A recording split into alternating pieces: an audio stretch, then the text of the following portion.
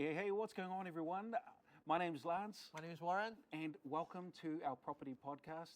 And today we're going to talk about one of the common things that people might just want to fall asleep on, but we feel it's really important for you to know, and that is the methods of sale. The conversation that we have with a vendor always has to include what the different methods of sale are, the pros and cons.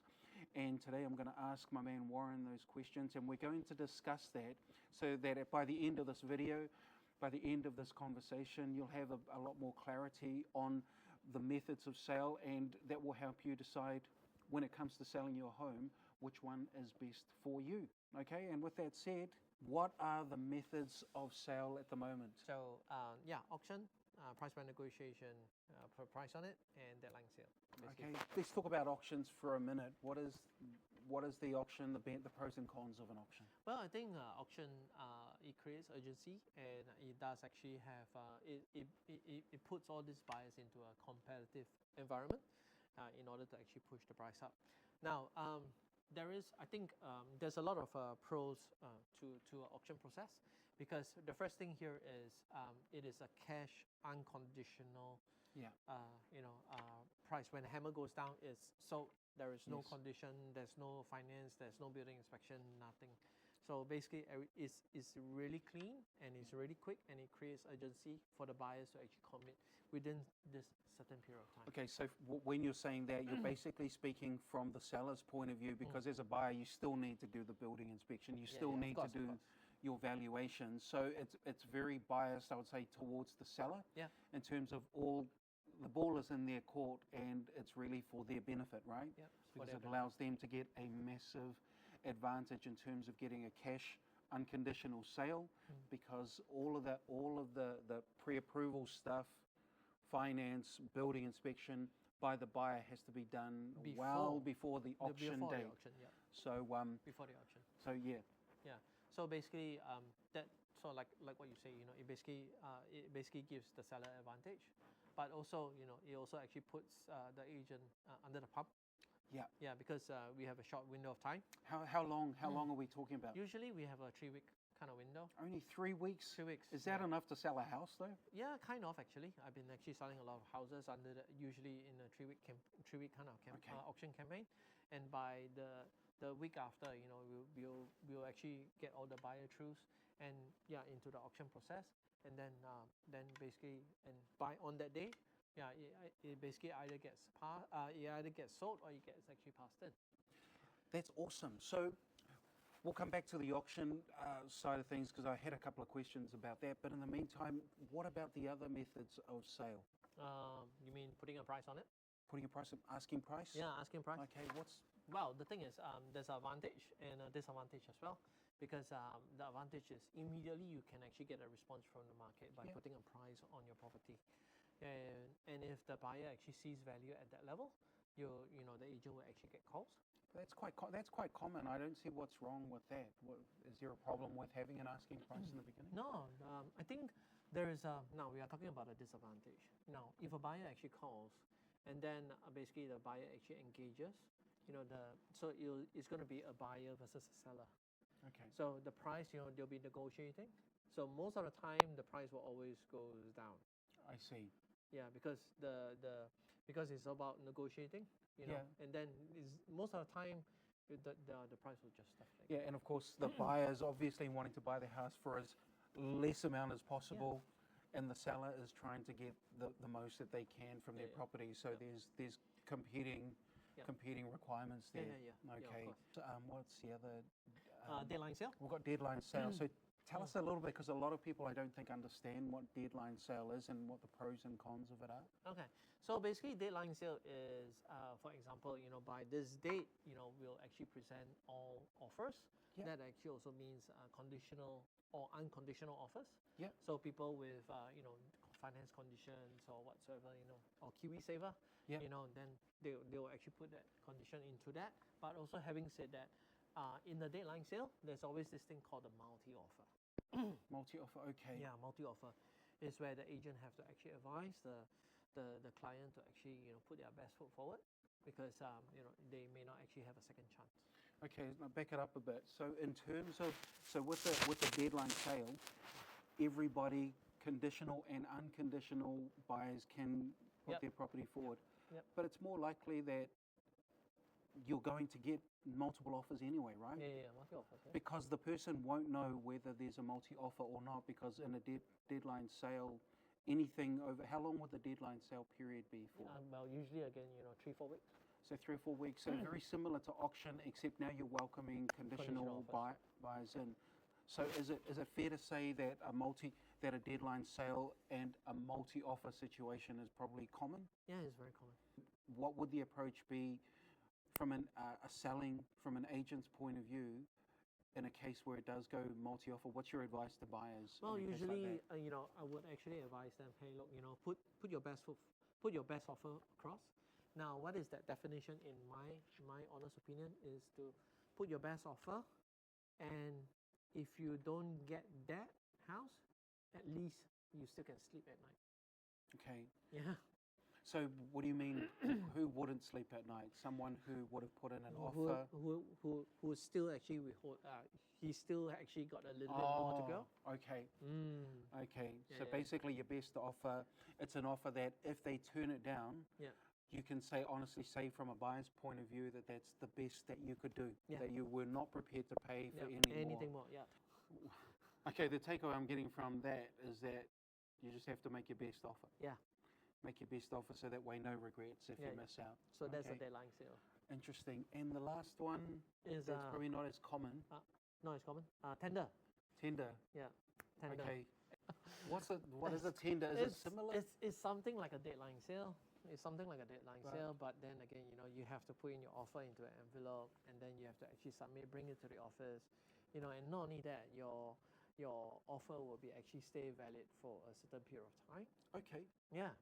So I'm not very well versed in that because there's not a lot of tenders happening in Auckland. Not a heck of a lot. Yeah. Most of the time it's usually PBN, deadline sale, or auction. What's PBN? Price by negotiation. Okay. Let's talk about that. Now, price by negotiation, well, it's basically price by negotiation. Basically, the buyer to actually call and inquire on the price. Okay. Yeah, but again, that basically has a lot of back and forth because the buyer may not be at the level where the vendor is. So there's a lot of work for the agents as well. So from an agent's point of view, and I'm really curious about this because why would an agent agree to a price by negotiation? Is it the agent that decides it, or is it something that the owner decides at the Well, end? usually most of the time, especially when I actually talk to my clients, usually I'll actually ask questions like, have you been to an auction before? How comfortable are you at auction Yeah. before? Are you comfortable with putting a price on it? What are the pros and cons? Got you. As a real estate agent, we are supposed to actually advise our clients, Yeah. what are the method of sales and what we can actually recommend or suggest for their property. Because different properties have different ways of actually getting by. For Yeah. example, if you're actually selling, maybe say a unit title, and basically, maybe we are actually talking about a small unit title. So the thing is, I would personally do a deadline sale. Deadline sale. Because it will invite the conditional buyers and the unconditional buyers as well. Yeah. So then from there, then the vendor can actually make an informed decision. Yeah, 100%. Where, in your opinion, where would it make sense to have a price by negotiation, or does it not make sense at all? In just my opinion, Yeah. price by negotiation. If you look at Trade Me, everyone is on price by negotiation. It's like in my point of view, if I'm a buyer, when I actually look at price by negotiation, I'll just go next.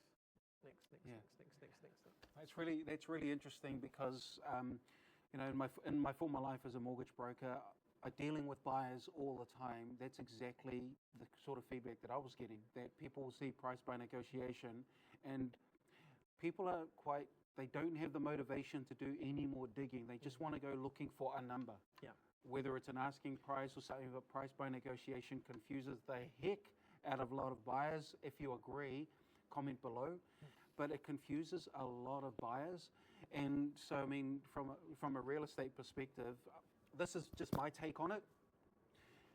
Price by negotiation, I believe, is something that happens when an agent comes in with a certain appraisal at a certain level, and the owner comes in at a certain level, which is a lot different from the agent's perspective. Now, some of the agents I've spoken to, they've said to me, well, when the gap is so massive between their appraisal and what the owner's asking, they try and meet them in the middle by saying, hey, let's go by negotiation for 3 weeks, a 3-week period where we give the market an opportunity to tell us what they believe it's worth and see whether it's closer to the owner's price or whether it's closer to where the agent comes from. Then after, say, a 3-week period, you should put a price on it at that point. Now, that's basic. I'm just talking from my experience. Other agents may think differently or have different tactics around it. But that's where I found price by negotiation makes sense for a temporary period where, you know, the market feedback will usually help the owner, the seller decide, well, okay, maybe I was asking a bit too much. Let's put a price on it. That's basically where I've come from. Let me add on a little bit more than that. Yeah. You know, so especially when you actually put a price by negotiation, one thing here is there's no urgency for a buyer to actually make a decision. No, well, there isn't, is there? No. And you could be sitting on the market for months. For months. So why would you want to choose PBN? Yeah. If you've sold a house recently, or if you've been part of something like this where you've been recommended a price by negotiation, I'd be really curious to know what your experience was. Comment below and let us know. Yeah. I'd be really Please. interested to see whether that price by negotiation ended up, with your home being on the market for months, or whether you were able to sell within weeks. Let us know. Please comment below. Yeah, please. We're very like interested to to know. Yeah. So it sounds like if we can go back to the auctions, because the auction is a process in itself. It is so confusing for a lot of people unless you have been through it yourself and you've had an agent who does it all the time and can walk you through all of the steps. A lot of people just freak out at auctions. Yeah. Okay. There's Both a lot buyers and sellers. Yeah. There's a lot, a lot of clients that some of my clients that has actually sold by auction before. Some of them don't really have a good experience. They always say like, during auction there's no bidders. As an agent, that is scary. Yeah. Okay. So it's scary. Yeah. That's scary. But also having said that, every time when I actually recommend an auction campaign for my clients, I have 3 weeks to find the bidders. 3 weeks. And I'd say you were not resting in those 3 weeks, are you? No. I work long hours. Any calls that actually comes in, like maybe say 10, 11 o'clock, or sometimes even close to midnight. The calls that you just take it, because end of the day, every phone call can be a buyer with that right price. So interesting. Yeah, so we have to actually gather all these buyers, get them through to the property, get them into an unconditional state. But also having said that, you coming in from a mortgage broker background, a lot of times they always say that some of the buyers, they say that, oh, my mortgage broker doesn't allow me to actually do auction. Why is that? Because it is so risky, right? As a buyer, and you're looking at a property that you absolutely love.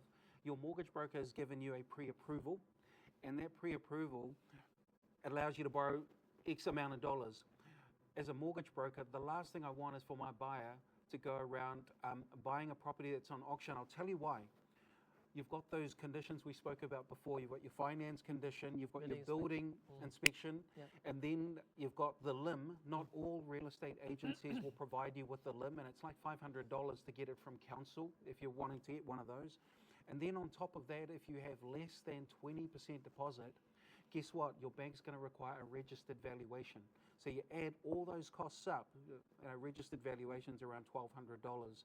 A limb, $500. A building inspection could be $600, $700.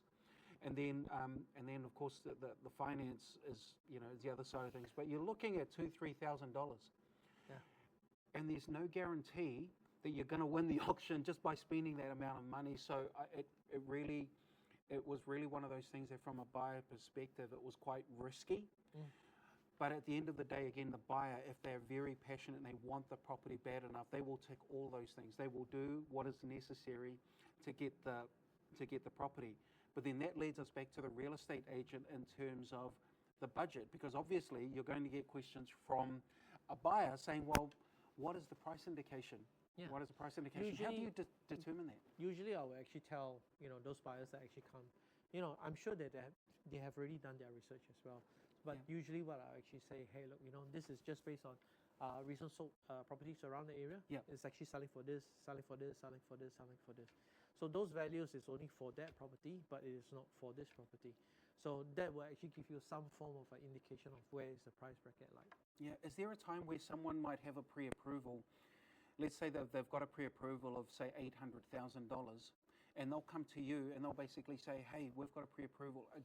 If you know very well that it's probably not going to be in there, would you tell them that maybe it's not for them? Or how would you deal with buyers that are well below maybe the expectations of your vendor without telling them what the vendor's expectations are? Well, then I would actually say, this one is a very hard question to actually answer. So you wouldn't say to them, hey, it's probably not where the vendor's expectations are at. If the budget, again, it all depends on what. There's so many things to take into consideration. Yeah. Well, basically, recent sales around the area, you have the price bracket, but you also actually have the condition of the house. Yes. The value of the house. If there's anything wrong with the house. And things like that. So there's a lot of things to actually take into consideration when answering that question. Yeah. So when you actually ask me about, what is, I have a budget of $800,000 where the recent sales around the area is like $1 million. Yeah. Then I will actually, with that information, like the house condition, and blah blah blah. But also, having said that, if the vendor wants to actually like urgently need to actually sell, Yes. then there's another